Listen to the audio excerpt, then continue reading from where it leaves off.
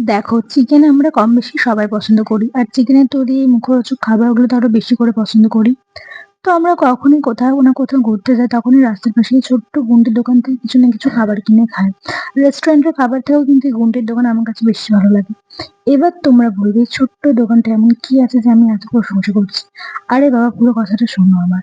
আমি অন্য কোথাও খেয়ে দেখেছি চিকেন চপ বা চিকেন পকোড়ায় বেশি আলু থাকে বা বেশি বেসন থাকে। কিন্তু এখানে কাকু খুব সুন্দরভাবে বানায়। প্রত্যেকটাতে চিকেন ঠেসে থাকে। আর আমি আজকে নিয়েছিলাম চিকেন স্যাটে, আর একটা ডিমের ডেভিল, আর একটা প্যান্থাস, আর একটা মাটনের চপ। অনেক ছোট বাচ্চা থাকে যারা বোনলেস পিস চিকেন খেতে পারে না, তাদের জন্য কাকু বিশেষ করে মেটের চপের আইটেমটা রেখেছে। আর কাকু কিন্তু খুব পরিষ্কার পরিচ্ছন্ন পরিপাটি, তোমাদের ভিডিও ততটা ভালো করে আমি দেখাতে পারছি না। আর কাস্টমারদেরও খুব সুন্দর করে খাবার সাপ্লাই করে। আমার তো এখানে খেতে খুব ভালো লাগে। আর খাবারের দামগুলো কিন্তু অ্যাভারেজ। প্রত্যেকটা খাবার যেমন, মানে খাবারের আমার তো মনে হয় যে দামগুলো আরেকটু রাখা দরকার ছিল। মানে খাবার খুব সুন্দর করে কাকু। আমার তো বেশ ভালোই লাগে এখানে খেতে।